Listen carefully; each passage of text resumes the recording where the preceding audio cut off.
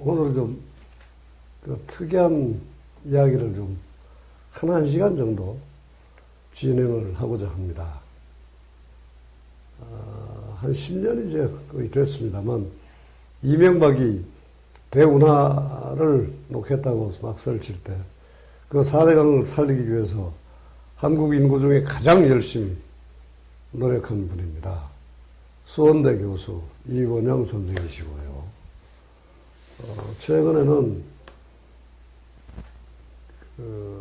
생명운동, 특히 생명을 파괴하는 핵을 막아내기 위한, 이 땅에서 소멸시키기 위한 생명 탈핵 운동을 펼치고 계십니다.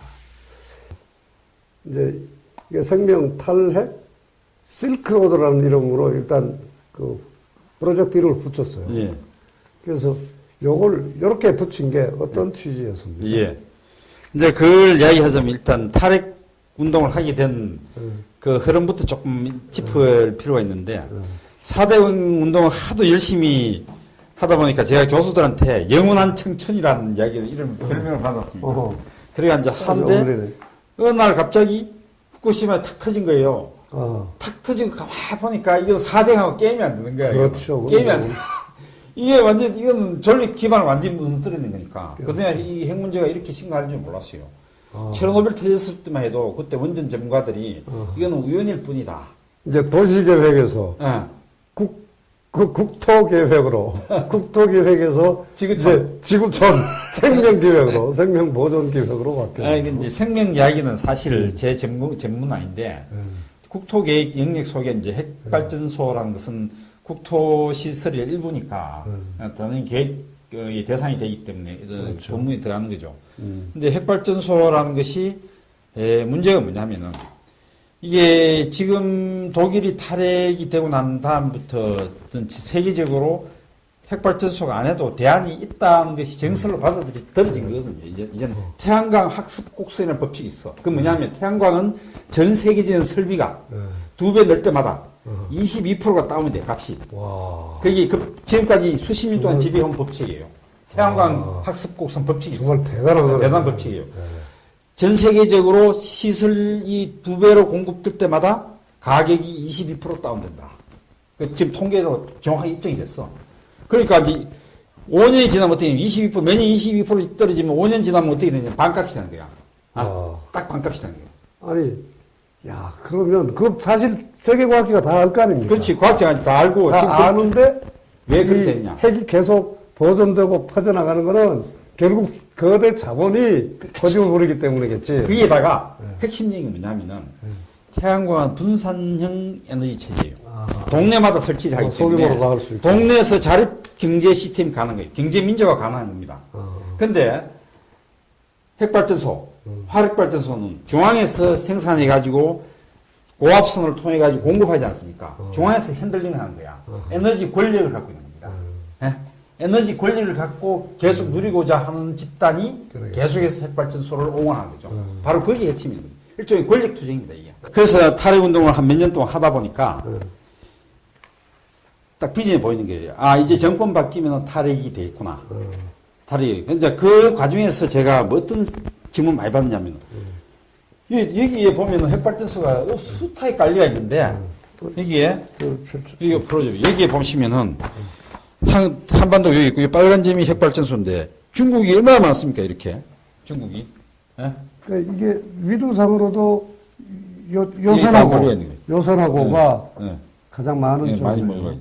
그래서 여기 많은 사람들이 서로 산업화가 제일 많이 되기 때문에, 우리나라만 탈핵하면 뭐냐. 일본도 계속 돌리고, 중국도 계속 돌리고, 인도도 계속 돌리려고 하고 있고, 전 세계 450개가 깔리가 있다.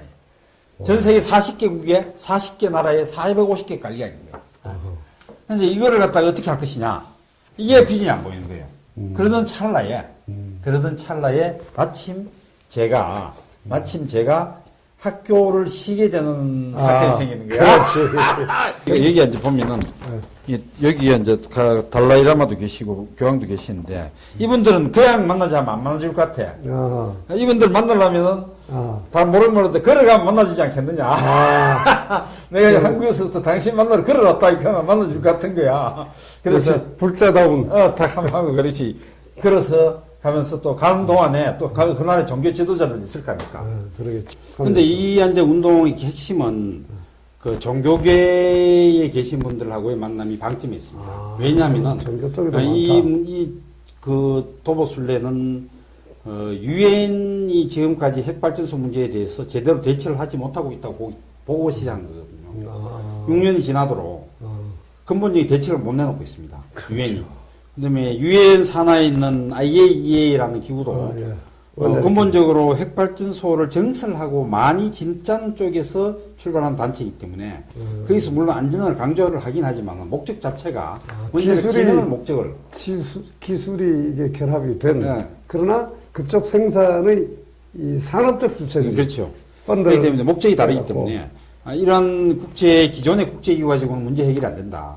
전 세계 450개가 있고 이것이 갖고 있는 위험성도 위험성이지만 여기서 나오는 핵폐기물이 영구적으로 지구촌에 엄청난 위해가 될 것이라는 이런 부분까지 하면 심각성을 갖다가 제대로 종교계에서 인지를 하고 이때까지 교류가 없었던 종교계들이 이 문제만큼은 손을 잡아가지고 대처할 수 있지 않겠느냐 하는 그런 희망을 갖고 지금 그것을 엮어가는 겁니다. 구슬이 스마리라도 껴야 보배듯이 생명이 소중하고 핵발전소가 위험하다. 요것만 공감하면 다른 거는요. 용어 자체가 굉장히 어려워요. 서로가 생각하는 정의가 다르고 있기 때문에. 그러니까 말이 펼치지 않겠다. 굉장히 그러니까 생명의 소중함, 생명의 다양성을 넘어서 존엄성을 지키는 데까지 간다 하는 것하고 그리고 이거에서 가장 큰 위험이 핵이다. 요 두 가지에 대한 두 가지의 초점을 맞춘다. 그래서 그걸 하기 위해서 생명 헌장을 요번에 내일 그렇죠. 국제 세미나를 통해 가지고 만드는 거죠. 일단 초안이 나오는 건가요? 그게 확정되는 건가요? 초안이 나오는 거죠. 초안이 서울 안이 나와서 그걸 들고 다니면서 종교를 만나가지고 서울에서 드래프트를 만들었다. 이거 가지고 이제 완성을 할 거니까 빨간 줄로 첨삭을 해달라. 거기 첨삭을 해주시면 우리가 반영하겠다. 그 과정을 거치는 거죠. 실제로 재밌어요. 왜 재밌냐면은 이거 여행 중에 최고 여행 걸어가는 여행이에요. 그렇죠. 다리만 튼튼하면 걷는 여행이 제일 좋습니다. 왜냐면 천천히 모든 장면을 눈 속에 담으면서 그러니까. 풀한 포기도 보고. 그렇지. 흙도 한번 만져보고. 뭐 오솔길도 걷고 이렇게 해야 진짜. 사람도 만나고. 그렇죠. 탈핵 운동에 들어가면요. 시비하는 사람도 있어요. 그거 왜 전기는 어떡하냐고. 그럼 내가 뭘 한지 알아요? 전기 우리나라 핵발전소 전기 몇 프로 되는지 아시냐고. 그 뭐 전기 대부분 쓰는 거 아니요? 딱 그런 거야. 어허이 20-30%밖에 안 돼. 20-30% 기껏해야 잘 나가야 30% 못 쓰면 요새는 한 20%밖에 안 돼. 그거 알고 하시오. 딱 그럼 제일 많은 게 화력인가요? 화력이 제일 많죠. 화력인데 화력도 석유 떼는 게 가스 떼는 게인데 요새 가스를 많이 떼요. 근데 그 폭력이 그 아주 재밌고 낭만적인 걸로 보이긴 하는데 그게 좀 애로가 많다고 그러네요. 폭력도 자기 동네 자기가 쓰는 수준으로 하면은 그렇게 문제가 안 되는데 자기 좀 소음이 나도 자기 동네 쓰는 거니까. 제일 좋은 건 역시 태양이겠죠. 태양광이 최고예요. 근데 폭력은 이게 모다가 돌아가야 되기 때문에 여기가 이게 한계가 수명이 있거든요. 사실 우리는 바다 덕분에 조력도 가능하잖아요. 해양 생태계를 파괴하는 부분이 있습니다. 제일 좋은 게 그 태양광이. 태양이 역시 적어도 현재 중심으로 하고 있는 건 핵 문제 중에 핵발전소. 발전 핵이죠. 왜냐하면 핵무기는 우리가 인위적인 노력으로 막을 수가 있습니다. 핵무기 핵전쟁이 터진 건 인간의 어리석음을 탓할 수밖에 없는 건데. 그렇죠.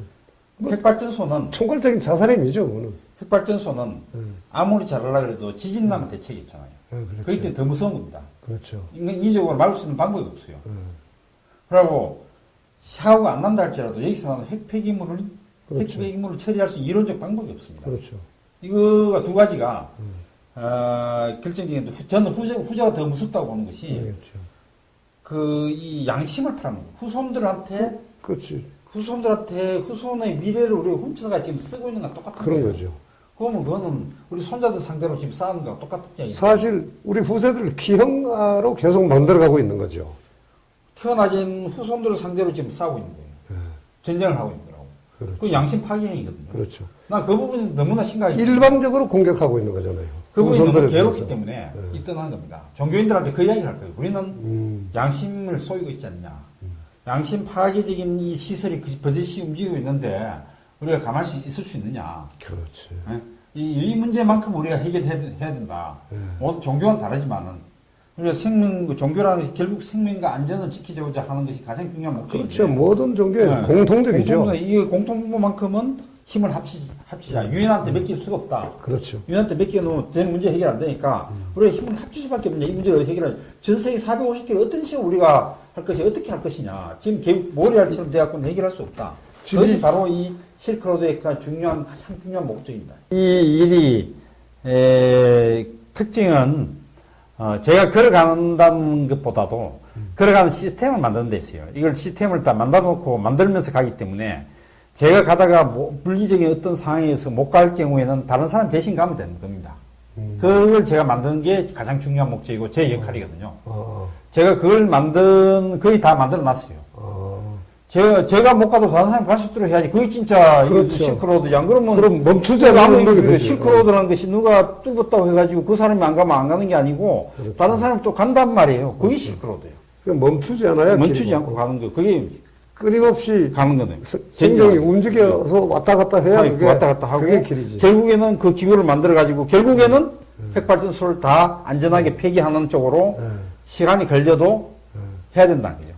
그걸 이야기하는 거예요. 저는 운이 좋아가지고 이제 그 첫걸음을 내딛는 사람이 됐다는 것이 제가 행운 아니에요. 그리고 한 5, 60년 지나면